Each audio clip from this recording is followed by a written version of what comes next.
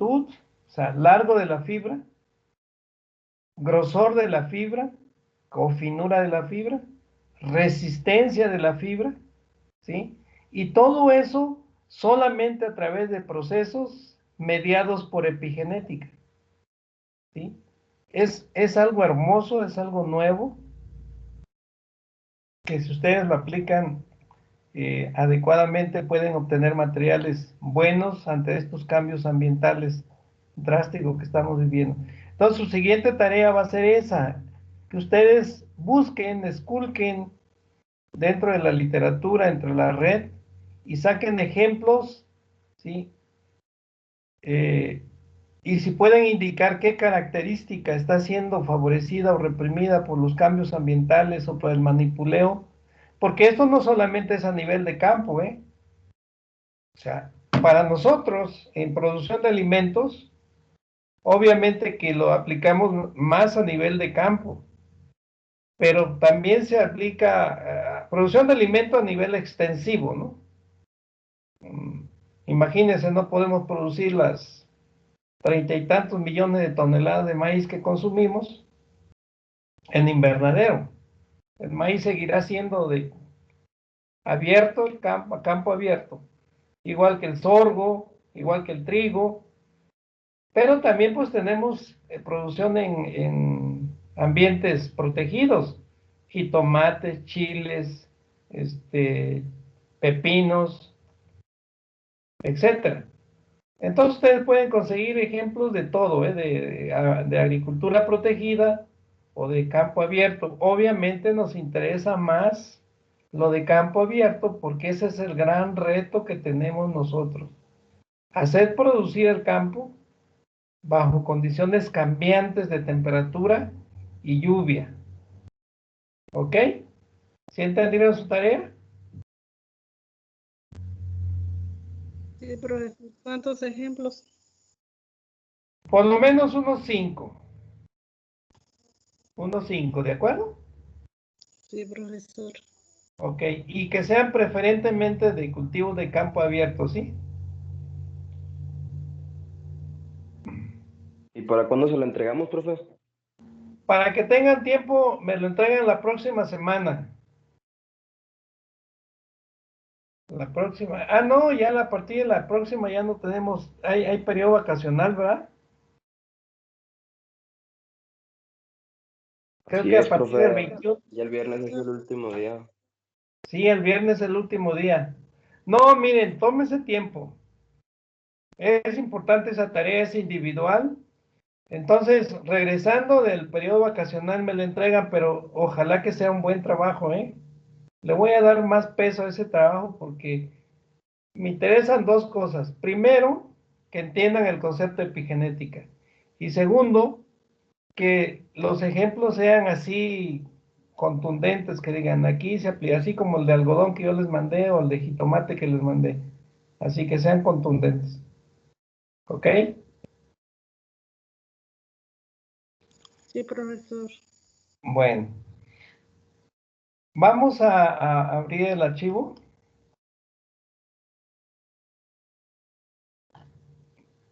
Que estábamos revisando de adaptación de ambiente.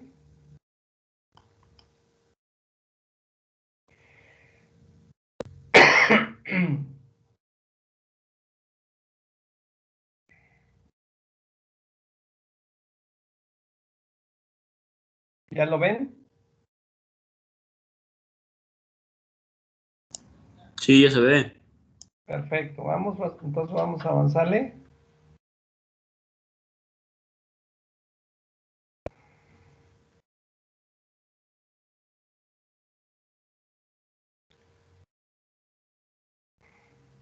Fíjense, en esta diapositiva que estamos viendo acá, esa parte es lo que a veces no vemos. Fíjense, ¿cuántos años pasaron para descubrir que las plantas tenían capacidad de asociarse con hongos o bacterias para incrementar su capacidad de obtener agua y nutrientes del suelo? Entonces, nada más veíamos que soportaba sequía y que sobrevivía o con menos agua sobrevivía, pero no sabíamos qué pasaba ahí abajo. Eso es una respuesta epigenética. Esa capacidad de asociarse con micorrizas, por ejemplo, y aumentar la capacidad o la longitud de sus pelos absorbentes para captar más agua y nutrientes en el suelo. Eso no lo veíamos, ¿sí? Hoy sabemos que no todos los maíces tienen esa capacidad de interactuar con micorrizas o con Azospirillum para explorar mayor volumen de suelo y obtener agua y nutrientes. Tampoco sabemos, por ejemplo, tampoco todos los maíces son capaces de ser compatibles. No todos los maíces son compatibles con el hongo de Ustilago maíz, el productor de Huitlacoche. No sé si ustedes han visto esto en genotecnia o en, no sé qué curso le toca ver esto, pero no todos los maíces son compatibles con el Ustilago maíz para producir Huitlacoche. Hay unos que son 100% compatibles. Si tú inoculas 100 plantas, en 100 plantas vas a obtener Huitlacoche y de excelente calidad, unas bolotas de Huitlacoche. Pero hay otros maíces que inoculas y te pegarán 3, 4 plantas, pero no más. A veces no pega ni una. Este es otro ejemplo también, ¿sí? Porque tienen el mismo genotipo. El genoma del maíz es universal para el maíz, ¿sí? Y entonces, ¿por qué unos sí producen Huitlacoche y por qué otros no? ¿Sí? Entonces, este es otro. Habrá por ahí un mecanismo de control del Ustilago maíz, de un gen que está reprimiendo el desarrollo de la espora del hongo y que no permite la formación de el Huitlacoche. Pero habrá otros que favorecen el desarrollo y la expresión del Huitlacoche, ¿sí?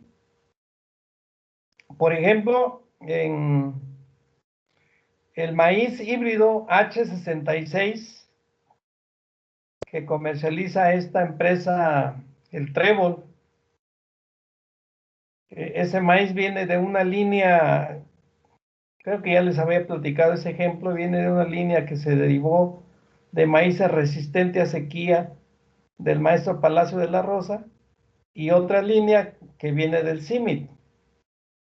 Hicieron el cruzamiento, obtuvieron el F1 es el híbrido de muy buen rendimiento, 2 mazorcas, pero conserva todas las características de maíces criollos.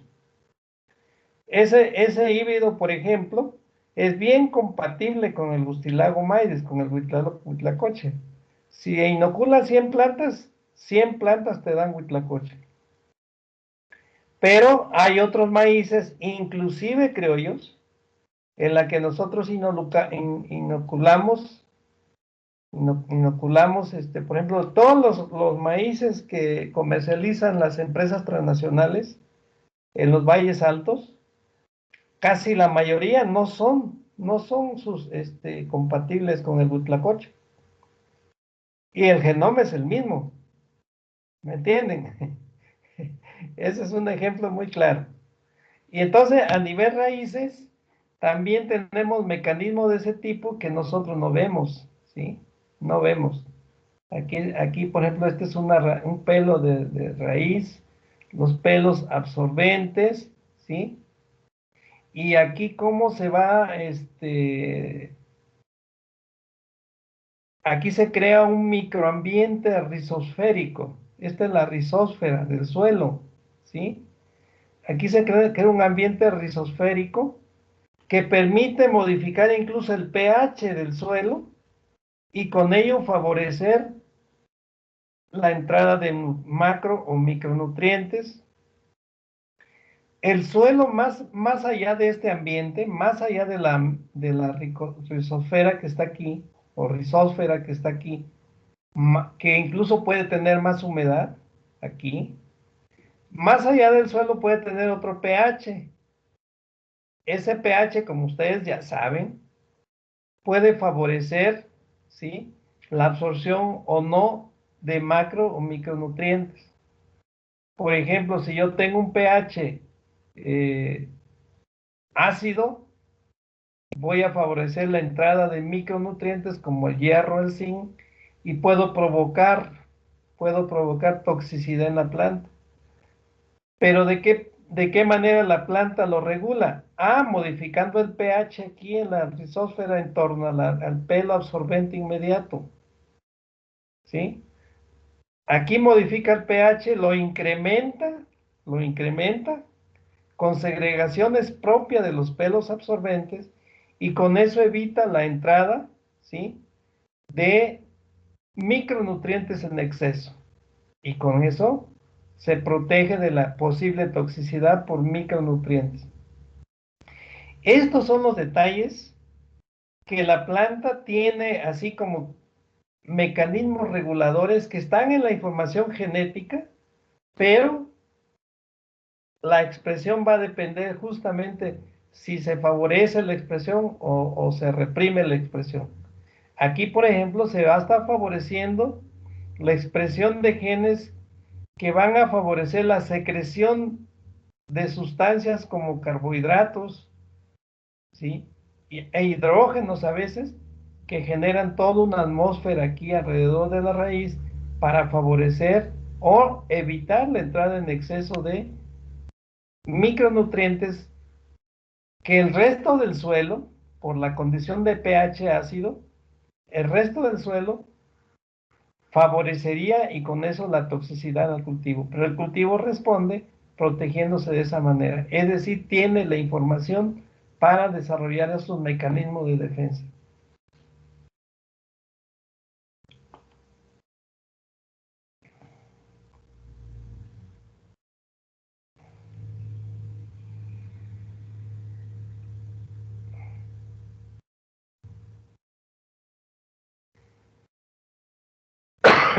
Aproveché esa diapositiva porque se me hizo apropiado aclarar que hay cosas que no vemos. Eh, ¿Se acuerdan de las prácticas de fisiología vegetal en laboratorio? ¿Se acuerdan cuando hablamos de cuando se vio la transpiración?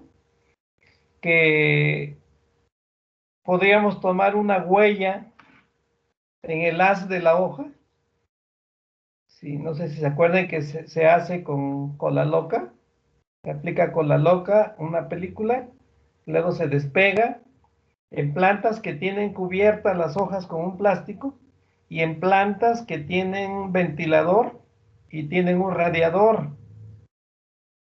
Y entonces nosotros observamos la huella del estoma, en el microscopio se observa, y ustedes observarían que las plantas que están en el plástico protegidas van a tener una forma semicerrada, que la transpiración se reduce fuertemente cuando la humedad relativa es alta y entonces hay un cierre parcial de estomas.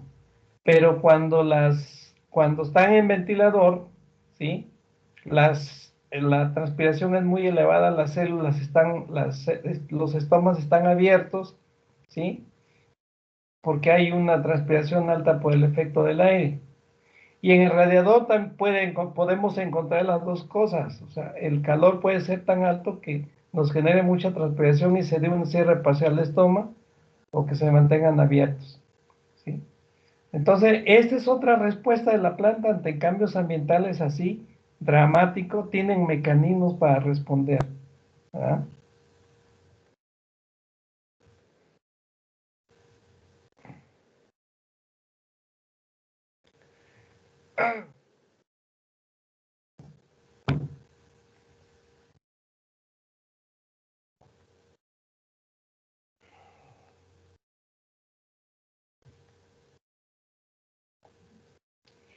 De estas gráficas, ya no las puse todas las que vienen en el documento porque es parte de la tarea que ustedes hicieron.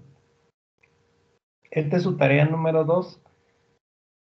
Creo que todavía falta algunos que me lo envíen o ya me lo enviaron todo, no he revisado el correo completo. Bueno, aquí, una vez que hemos cubierto eso de epigenética, vamos a ver factores ambientales y prácticas culturales y su relación con los sistemas de producción agrícola. Fíjense que cuando nosotros hablamos de prácticas culturales, raramente nos podemos a pensar,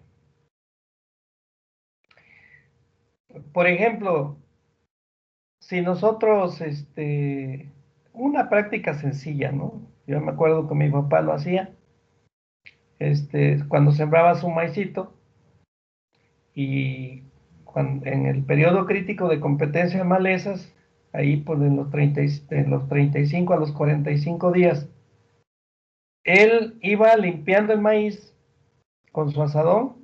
Él era muy hábil para usarlo el asadón con las dos manos, o sea, de los dos lados, sí, y le iba echando tierrita en la patita del maíz. Y él decía que en parte era para que soportaran los vientos, y estoy hablando allá de la región de los Tuxtlas, Veracruz, para que soportaran los vientos fuertes que se dan ahí por los frentes y todo eso, ¿no? Nortes. Pero fíjense que ustedes saben que el maíz, ¿qué pasa con el maíz si le echas tierra en el piecito? ¿Qué respuesta tiene el maíz? Saca raíces adventicias. Exactamente, Luis Fernando. Esa es una respuesta, ¿no? Si no le echas tierrita, no. Entonces, ante un factor, hay una interacción ahí entre el conocimiento del ser humano, de esa respuesta de la planta, ante una condición amenazante que son los vientos.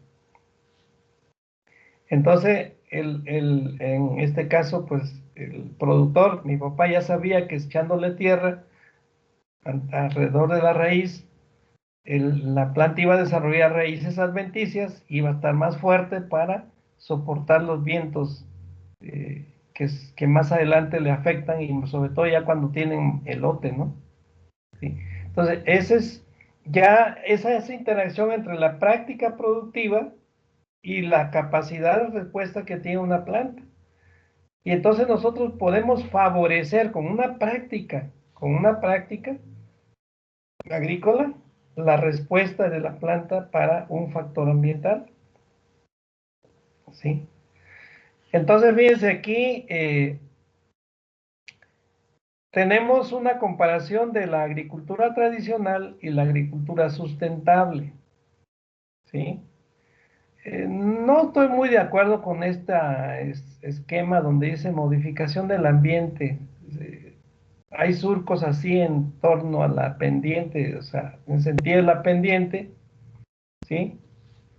Y dice que es diferente a la agricultura sustentable donde tenemos una adaptación de la planta y la tecnología.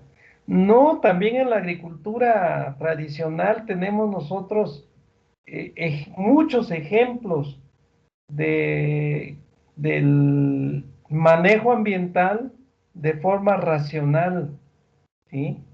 De forma racional. Inclusive, esto que llaman ahora agricultura sustentable, en muchos se sustenta en el conocimiento de la agricultura tradicional. Si ustedes leen todos los trabajos, las aportaciones del maestro Efraín Hernández Xolocostli, el rescate que hizo él del conocimiento de la agricultura tradicional, pues van a encontrar ahí precisamente mucho conocimiento de la agricultura tradicional que ahora se están utilizando acá en lo que se denomina agricultura sustentable, ¿sí? Entonces, yo no, los que sean de Tabasco, o que sean de Chiapas, de Veracruz, Campeche, inclusive Guerrero, ¿sí? Hay muchas prácticas, sí, por los huertos familiares, en los huertos familiares, esa agricultura que el maestro llamaba, donde el maíz se siembra en laderas muy pronunciadas, pero se siembra intercalado con frijoles, con calabazas. Yo lo veo acá para Guerrero yendo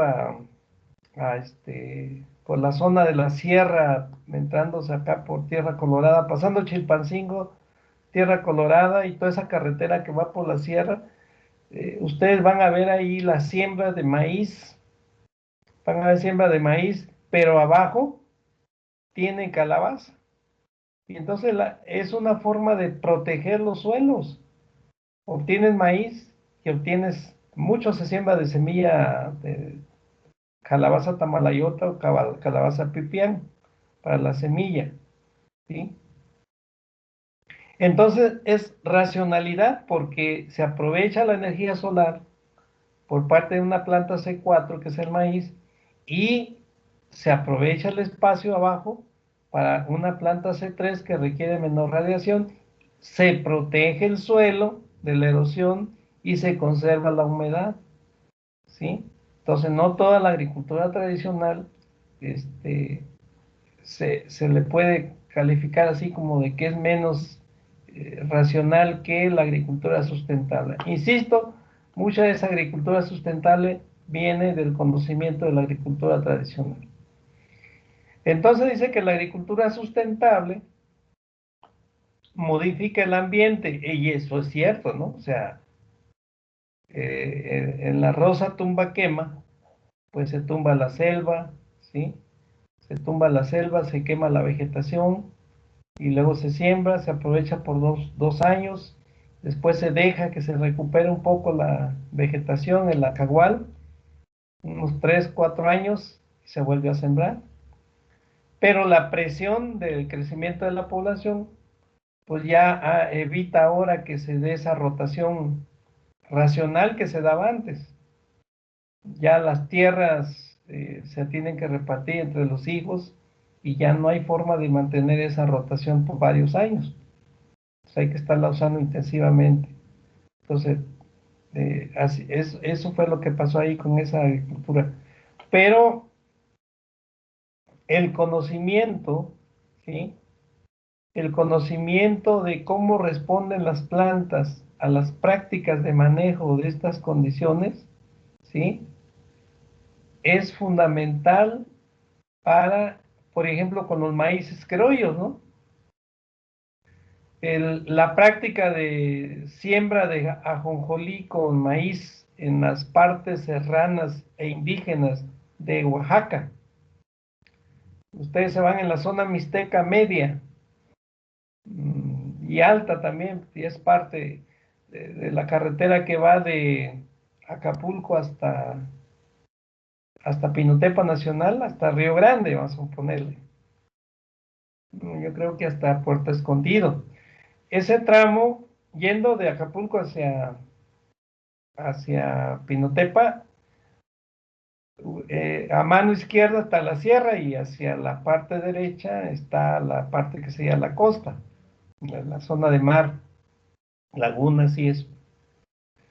Entonces ustedes se meten a la sierra, sobre todo ahí en Pinotepa Nacional, se mete uno en cualquier camino hacia la sierra y vas a encontrar pueblos mixtecos que hablan mixteco.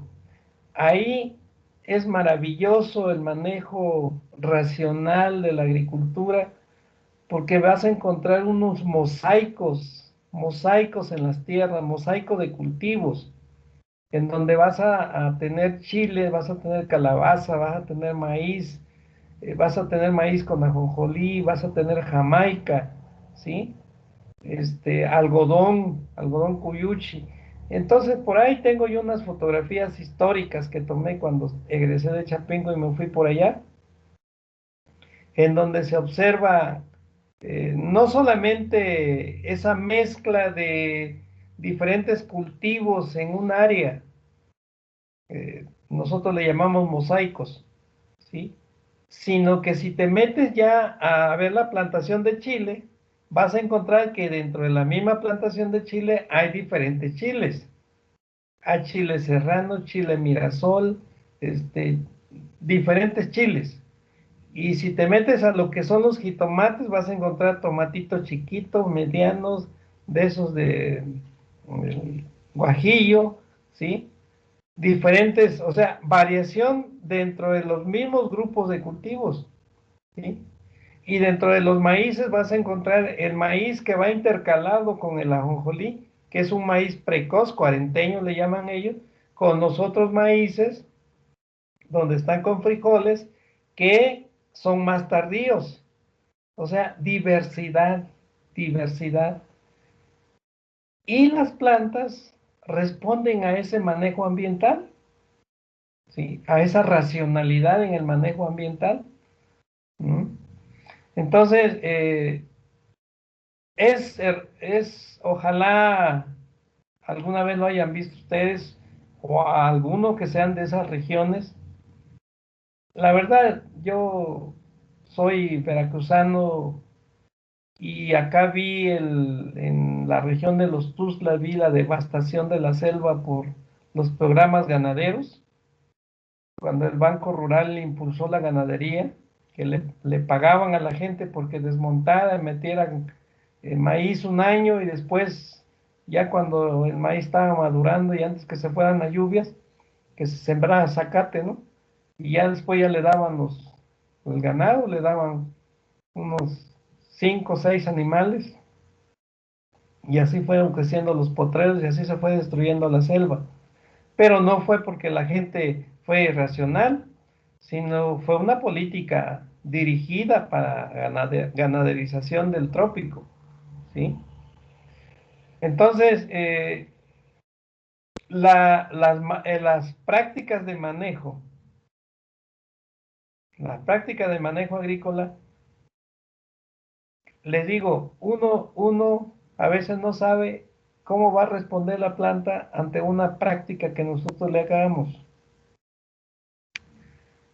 Fíjense, por ejemplo, acá en Huamustitlán, Guerrero, bajando acá por la Mixteca Poblana, ojalá conozcan ustedes porque luego les hablo de cosas que a veces conocida porque ya anduvieron de viaje de estudios, pero a veces no.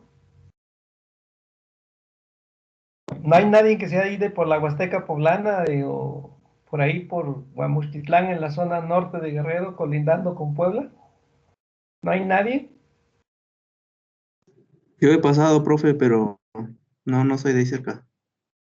¿no? No, pero sí conozco ese, digamos, esa población, ese municipio. Bueno, ahí toda esa región del río Tlapaneco, ¿sí? Por ahí cruza el río Tlapaneco y es una región muy rica de Huamustitlán para allá, Alpoyeca, subiendo a Tlapa, todo eso,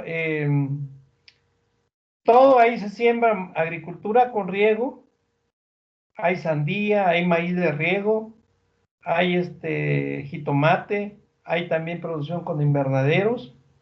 ¿Qué otra cosa? Mucho arroz, se siembra arroz también ahí porque han emigrado los productores de arroz Morelos.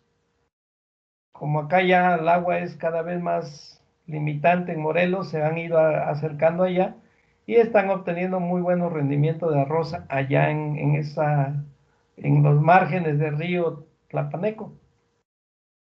Bueno, y ahí hay una práctica en el maíz.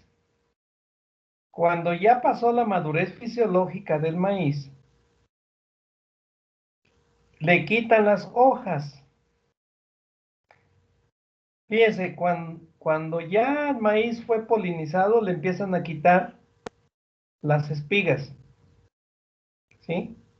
Porque hay una necesidad de alimentar al ganado. Ahí hay ganado de doble propósito. Y ya cuando el maíz ya pasó la madurez fisiológica, le quitan las hojas y nada más queda la pura planta con sus mazorcas. No sé si la han visto esa, ahí las mazorcas colgadas ahí, ya sin hojas las plantas.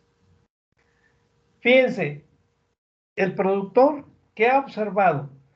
El productor ha observado que cuando hace esa práctica, incluso incrementa el rendimiento, incrementa el peso específico del grano de maíz. Y es muy sencillo explicarlo, esa es una respuesta a una práctica agrícola, que es el desoje, pero ya cuando se llevó a cabo, ustedes saben que cuando se forma la capa negra del grano de maíz, pues ya no hay flujo de fotoasimilado de las hojas hacia el grano. Ya no va a crecer más, ¿sí? Ya lo único que esperamos es que pierda humedad para poder cosechar. Entonces ya no le vamos a afectar en nada el quitar las hojas, ¿sí? Y cuando ya se dio la polinización, ¿sí? Si quitamos la espiga, no va a pasar nada y al contrario, le vamos a quitar una fuente de competencia, ¿sí? Que sería la misma espiga. La misma espiga ya cumplió su función de polinización y ahora va a seguir comiendo en tanto se seca, ¿sí? Entonces, cuando la quitamos, le quitamos una fuente de competencia por fotoasimilado y esos asimilados los canalizamos al grano, ¿sí? Y cuando ya se dio la madurez fisiológica, ¿sí? También nosotros le quitamos las hojas y todas las hojas que todavía estaban respirando y eso, pues ya no son competencia, ¿verdad? ¿Sí? Entonces, hay una areación, un secado más rápido del maíz, se evita pudrición de grano, etc.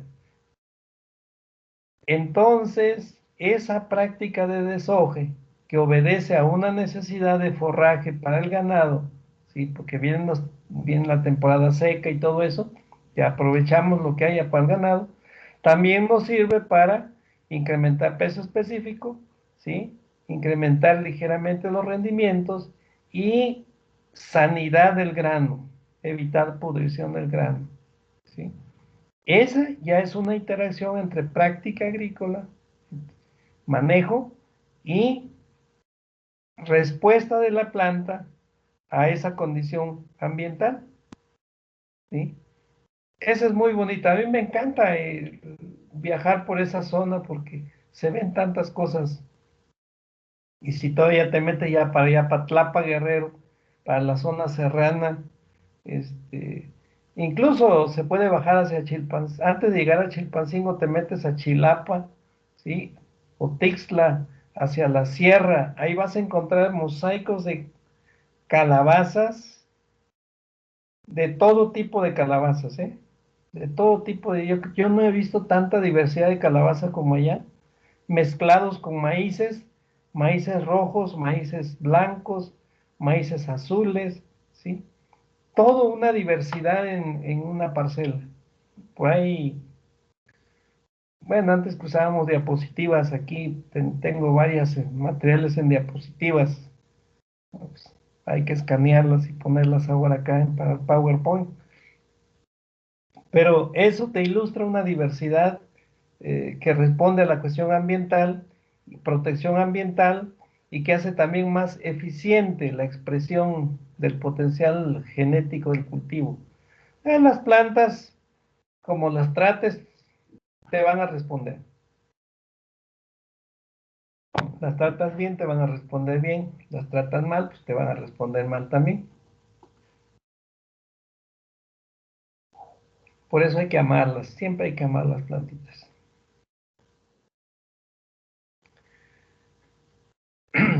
Medidas de adaptación en el sector de agricultura. Aquí, si ustedes ven, ya estamos entrando ya a esa interacción, no solamente del ambiente que ya veíamos anteriormente, sino ahora ya de la práctica agrícola, ¿no? Medidas de adaptación en el sector de agricultura. Pues agroforestería, agricultura en combinación sinérgica con siembras de árboles, que eso es lo que se está ahorita a través del programa Sembrando Vida, se está promoviendo en todo el sureste del país y ahora ya en la zona centro y norte también del país.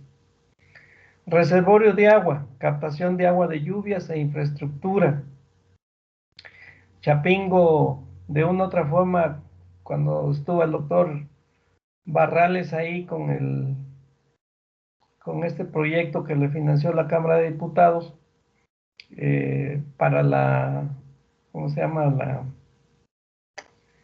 Este programa de,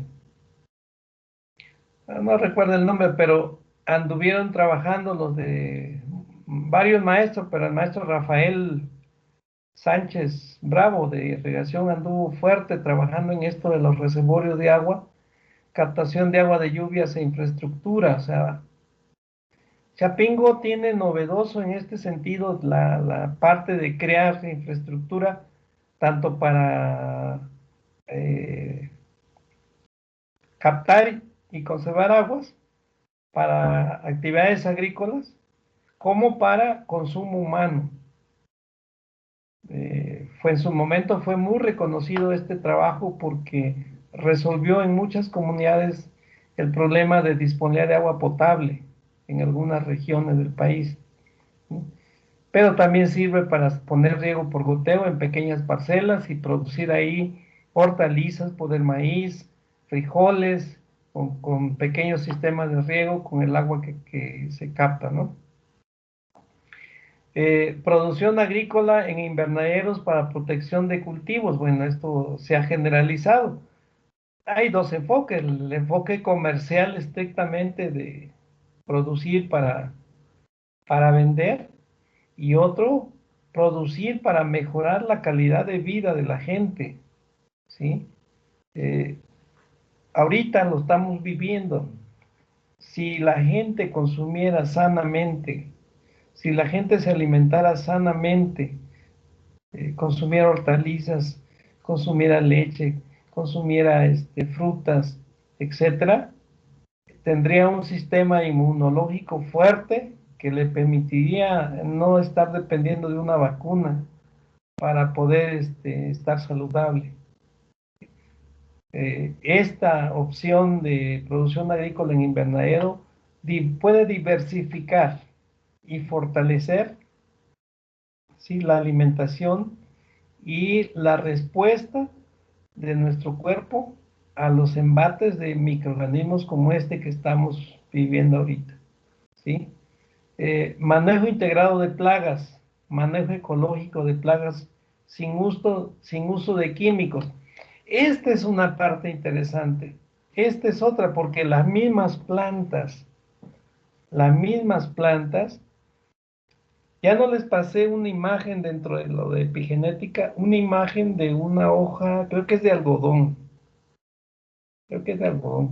eh, cómo la planta tiene capacidad de responder a situaciones de riesgos para ella misma. Entonces, ellas pueden desarrollar mecanismos de defensa para repeler o para... generalmente la planta no aniquila, simplemente genera mecanismos de rechazo o de repelencia a cuestiones de peligro, de plagas sobre todo, ¿sí? O desarrolla mecanismos de engrosamiento de las paredes celulares, o mecanismos bioquímicos para protegerse de la acción de enfermedades, de hongos, de virus, de bacterias, ¿sí? Entonces, lo que tenemos que hacer nosotros es identificar qué mecanismos ya tiene la planta o en qué le podemos ayudar para potenciar esos mecanismos. ¿Mm? Por ejemplo, liguerilla. Ustedes han oído hablar de liguerilla. ¿O conocen liguerilla? Pues si lo conocen, ¿verdad? Sí, profesor. Liguerilla hay en todo el país. Y liguerilla tiene una de las toxinas más poderosas, que pueden matar, la ricina. Por eso es que esa se da en todo lado, y si la ven siempre está sana. Nadie se atreve a comerse la planta de higuerilla, ¿ah? Bueno, pues ahí tenemos un ejemplo de cómo una planta ha sido capaz de desarrollar mecanismos de defensa integrales, incluyendo la ricina, ¿sí? Pero nosotros podemos extraer el aceite de higuerilla, ¿sí? O la ricina de higuerilla, obviamente hay que manejarla con cuidado, y generar mecanismos de protección para otras plantas, ¿sí? Sin contaminar al ambiente, ¿ve? Entonces, manejo integrado de plagas. Insisto, hay que identificar los mecanismos que las mismas plantas, ¿sí?, nos ofrecen, identificarlos, potenciarlos y utilizarlos. Reforestación, siembra de árboles en zonas degradadas. Eso también se está haciendo ahorita en los programas del gobierno federal, ¿sí? Desafortunadamente la falta de humedad o cambios climáticos y los cambios que se expresan en el inicio y término de lluvias o en la frecuencia de lluvia, en la cantidad o el volumen de agua que cae, pues a veces también nos lleva a fracasos en estos programas de reforestación para recuperar ambientes, ¿sí? Entonces, se tiene que ser muy cuidadoso en este tipo de acciones para recuperar ambientes con reforestaciones. Y conservación de la biodiversidad. Obviamente, si nosotros trabajamos con todas estas cosas que están aquí, pues llevamos a esto, a la conservación de la biodiversidad, ¿sí? Mm, el equilibrio siempre es necesario. El ambiente funciona como un sistema. Si nosotros afectamos una pequeña parte de ese sistema, vamos a afectar todo el sistema, ¿sí? Entonces, cada quien juega un papel importante en ese ecosistema, ¿sí? A mí me da coraje que luego, pues aquí se llena de hormigas la cocina. Pero yo digo, bueno, ¿y quién invadió a quién? Las hormigas están exigiendo respeto a su espacio, ¿no? Y quieren comer, pues tienen que buscarle, ¿eh? Entonces, nosotros hemos roto esos equilibrios, hemos invadido ambiente de otros animales, hemos eliminado, no tienen idea ustedes. Este, hace 2 años me tocó ver un incendio enorme ahí en la Costa Chica de Guerrero. Ahí hay mucha iguana, hay conejos, hay armadillos, hay culebras, este, hay jabalí, todavía hay venado, ¿sí? Pues todo eso se quemó así. Y no, la verdad, cuando se apagó el incendio, observar iguanas quemadas, culebras, armadillos metidos en su cueva ahí cocinados, este, aves con sus nidos destruidos. De veras, se siente uno así como la cosa más chiquita del universo y la cosa más negativa del universo. Pero no se pone a pensar que cuando haces una acción que lleve a la destrucción de ecosistemas, el daño que le haces a los macro y a los microorganismos, porque no solamente estás afectando a los mamíferos que viven ahí, a las aves, también estás afectando a la microfauna, microflora del suelo, ¿sí? Hongos, bacterias, lombrices, ¿sí? Todos muertos por una acción irracional del ser humano. Entonces, esto de la conservación de la biodiversidad siempre debería estar en nuestra cabeza, muchachos. Incluso cuando caminamos por una parcela, ya les había dicho eso. ¿qué estamos ocasionando cuando vamos caminando sobre una parcela? Pues dependiendo cuánto peses, ¿verdad? Vas compactando, vas reduciendo el intercambio de gases, eso ya está afectando a los microorganismos que viven ahí, está afectando la filtración de agua, etcétera. Vas pasando y vas modificando la concentración de CO2 y por lo tanto estás afectando la fotosíntesis de las plantas que viven allí, ¿sí? En fin, siempre debemos tener presente que nosotros, de una u otra forma, al movernos, al actuar en el ambiente, estamos afectándolo, ¿sí? Y esa afectación puede ser en sentido positivo o en sentido negativo. Casi más así a veces es en el sentido negativo, ¿sí? Entonces, yo acá en Guerrero, yo tengo un ejemplo muy claro de una planta de limón, una plantita de limón, muy productivo el limón. ¿Y saben con qué se conservaba? Pues con el agua de la lavada, ahí donde lavan ropa, los trastes, todo eso se baja el agua y como son suelos medios arenosos, ahí son arenosos. Y con eso, mire, todo el año tenía flores y frutos. Una vez que se suspendió esa condición, ¿sí? Que ya no tiene humedad, aunque sea agua de jabón, pero era humedad, ahora ya no da fruto. Está ahí nomás sobreviviendo a esa condición, ¿sí? Entonces, eh, es un ejemplo así muy burdo, pero ahí está.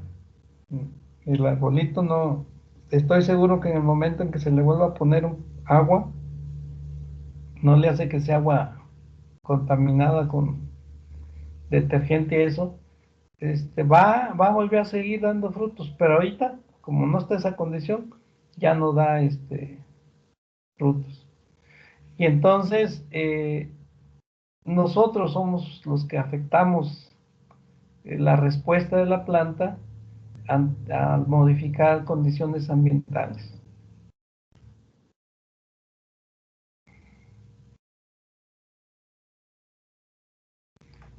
El papel de la biodiversidad en la producción sostenible. Bueno, yo digo que no solamente insisto, es que no podemos separar así agricultura tradicional de agricultura sostenible, se entrelazan entre ellos, ¿no? Pero bueno, el control de plagas y enfermedades. Fíjense que hasta los transgénicos ahora están usando parte de este conocimiento, control de plagas y enfermedades. ¿Por qué? Porque, por ejemplo, el algodón transgénico tiene como norma sembrar franjas de control de algodón normal, ¿sí? Fíjense, tenemos grandes franjas de algodón transgénico, pero tiene que haber franjas de 10 o 12 metros intercaladas con el transgénico de algodón normal. ¿Por qué? Porque los insectos plagas del algodón van a buscar al algodón normal y ahí van a ovipositar, ¿sí? Y teóricamente se van a alejar del algodón transgénico o no se van a ver amenazados en cuanto a su extinción de que se le extinga, ¿sí? Porque encuentran un ambiente favorable ahí para ovipositar. Entonces, se genera, aunque parcialmente, una biodiversidad, o sea, un algodón transgénico con algodón normal, ¿sí? Obviamente la biodiversidad, esta que yo les comentaba de allá de las zonas mixtecas de Oaxaca, no tiene comparación, porque ahí es increíble, la verdad, es algo que yo amo, ver a los mixtecos metidos en desgranando maíz, cosechando chile, cosechando ajonjolí, calabazas, chiles, tomate, quelites, o sea, eso es una biodiversidad. Y obviamente esa biodiversidad sirve de barrera natural para evitar propagación de insectos, propagación de plagas, de enfermedades, de malezas, etcétera, ¿sí? Y ese es un efectivo control de plagas y enfermedades.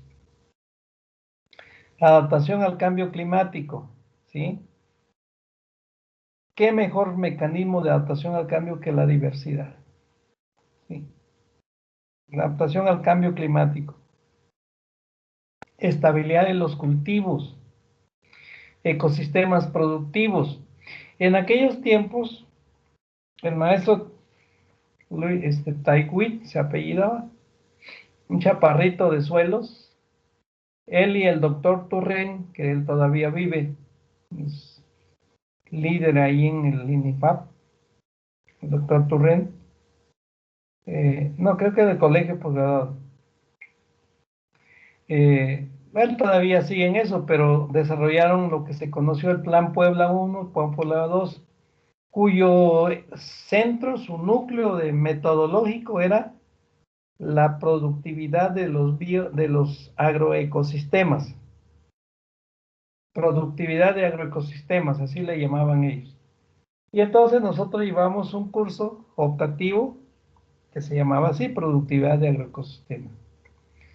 Y justamente esa metodología la aplicamos cuando anduvimos allá en Oaxaca con los mixtecos, ¿sí? Entonces aplicamos esto de la estabilidad y, la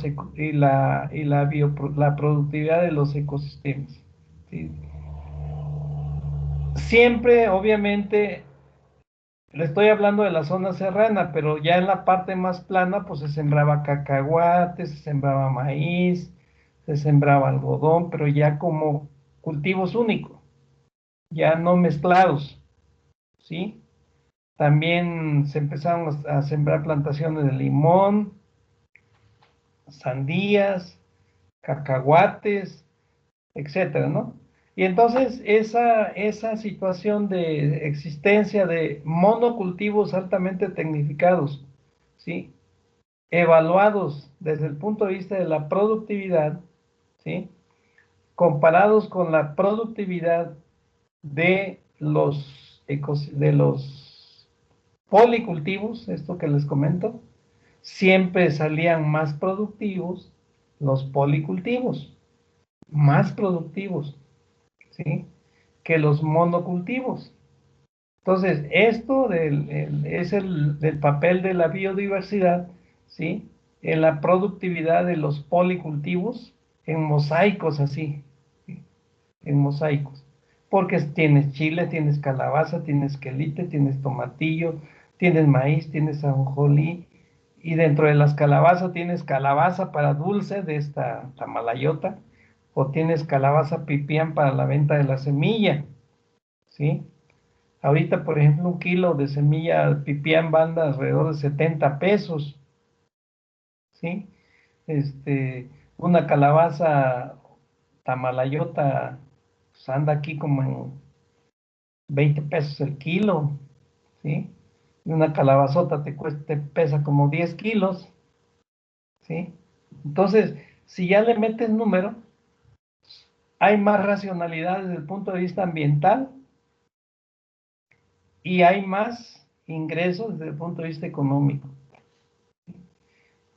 Pero bueno, obviamente decían ahí los apegados a la maquinaria, pues ahí no se puede tecnificar, no se puede meter maquinaria porque hay diversos cultivos. Pero hay trabajo, hay alimentación, ¿sí? Y hay ingreso.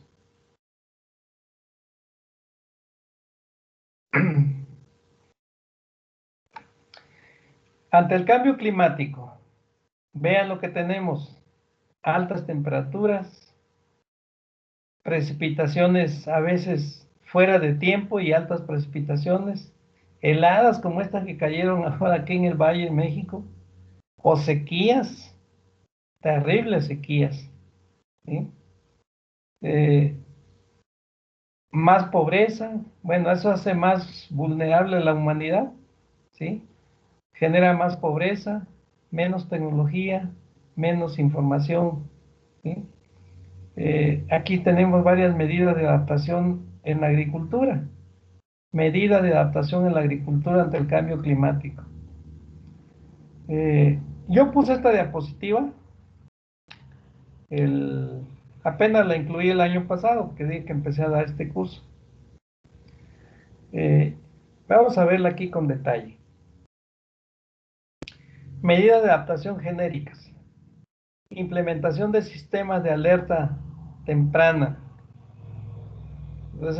Eso se logra con información, ¿sí? Información meteorológica, ¿sí? Estadística de los mercados y todo eso. Implementación de sistemas de información.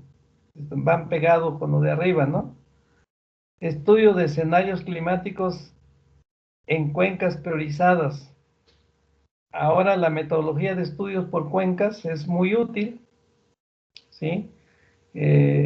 Porque pues ahí se modifica circulación de aire, dependiendo de la posición de la sierra va a ser la radiación, cuánta radiación te llega, la precipitación, la deforestación, cómo está la deforestación, cómo te está afectando en las precipitaciones, etcétera.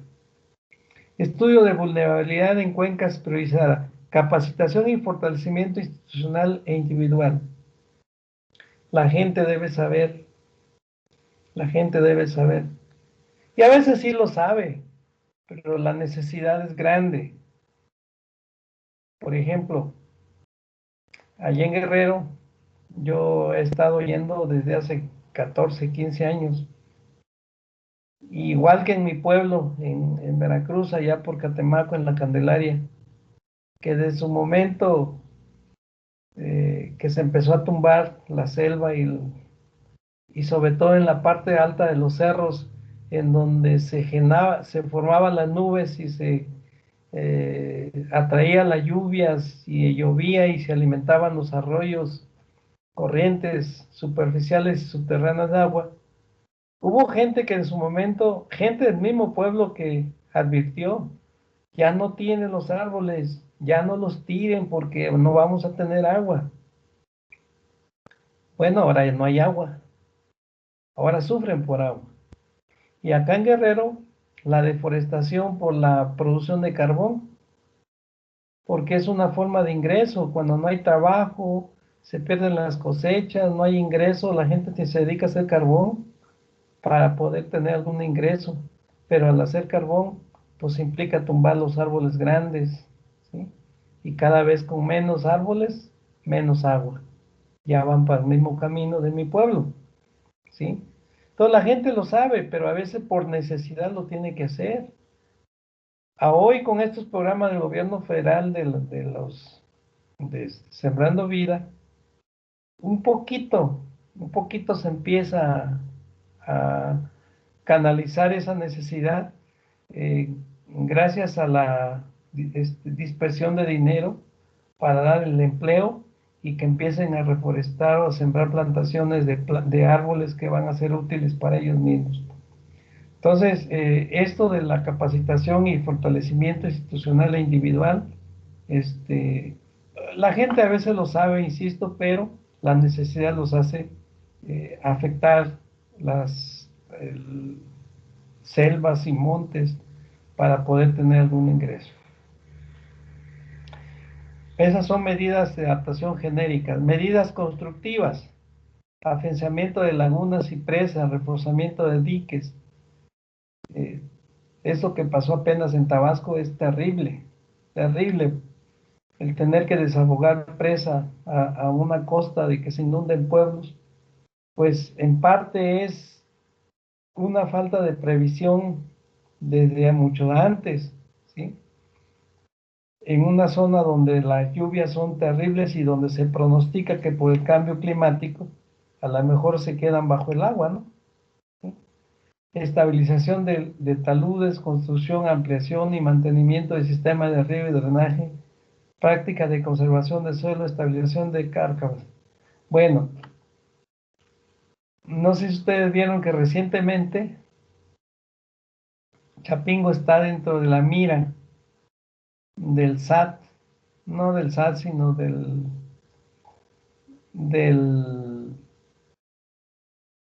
todo esto que que anduvieron en la estafa maestra, ¿no? Bueno, pues aquí mucha gente de Chapingo anduvo metido en estos programas relacionado con esto, ¿sí? Y que en realidad no resolvieron nada. Solamente cobraron el dinero y no resolvieron gran cosa.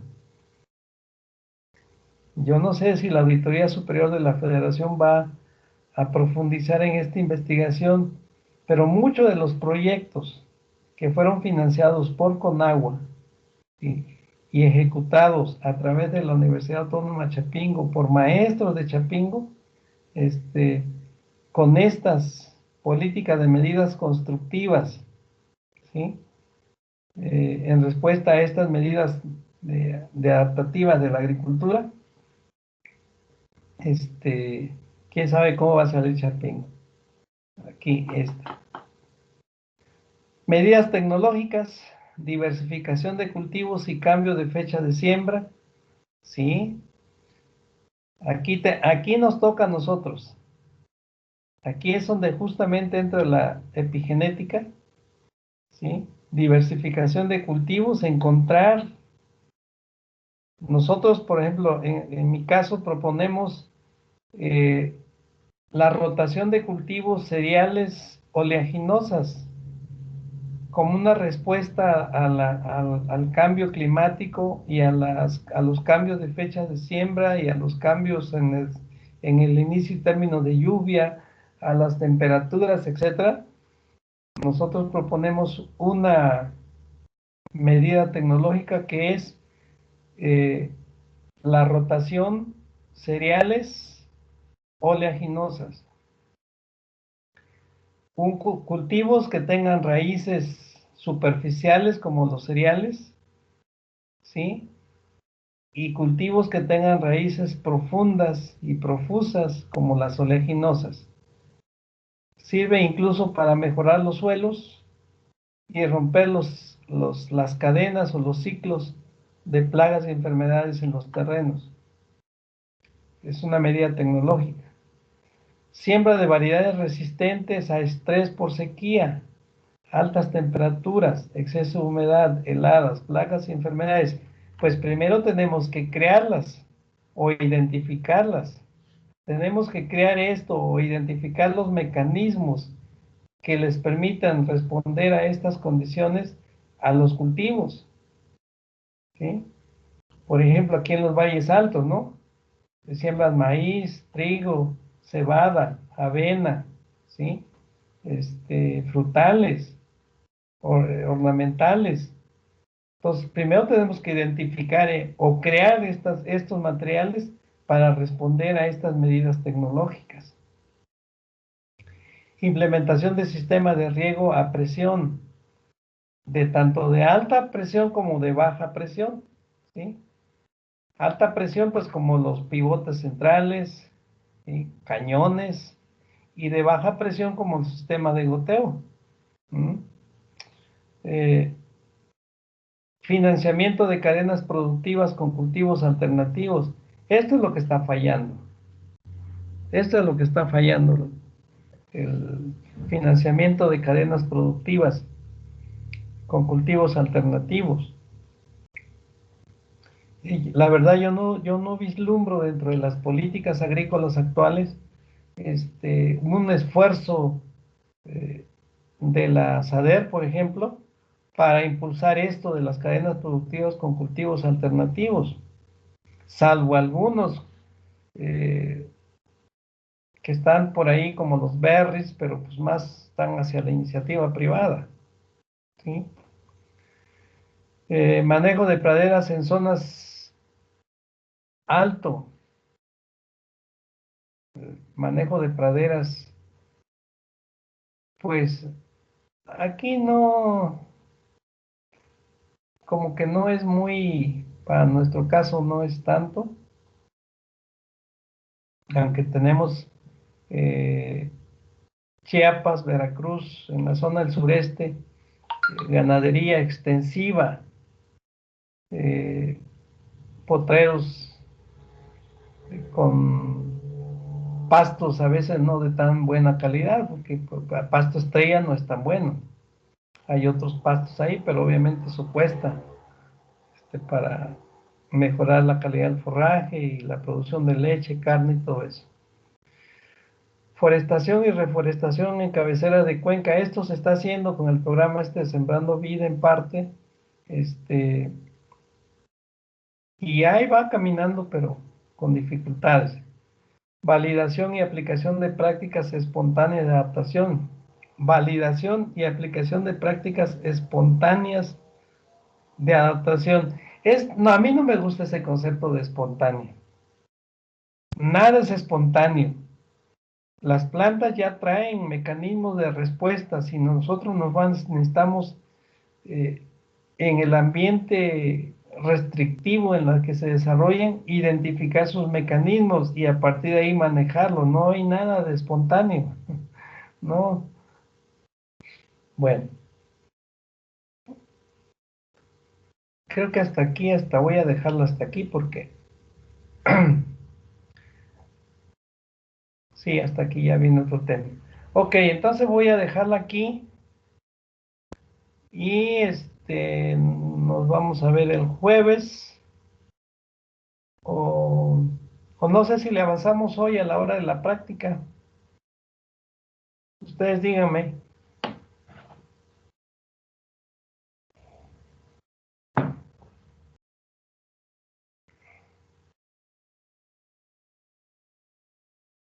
Chicos, Pero sería hasta la 1 o a las 12. no. La clase es la práctica es a las 12, ¿no?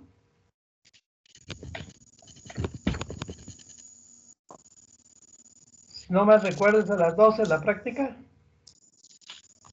Esa es la una, profe, de una. Ah, sí, es cierto, es de 1 a 3, ¿no? El jueves. Sí. ¿Mandé? No, ustedes díganme si hoy o nos vemos el jueves, normal.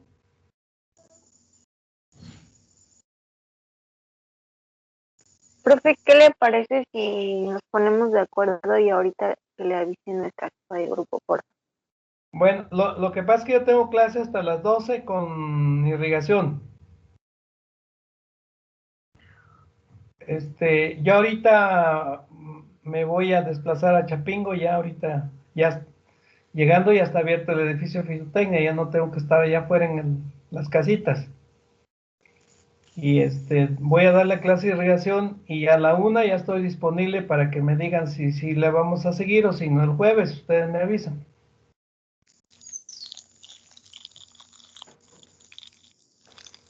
Sí, está bien, profe. Bueno, entonces nos vemos al rato, ustedes me dicen. Sí, profesor. Bueno, si no han almorzado, almuercen, buen provecho. Gracias, profesor. Igualmente. Vale, Gracias, pues. profe. Damos un Luego. Igualmente, cafecito caliente profe. ahorita. Sí. Vale.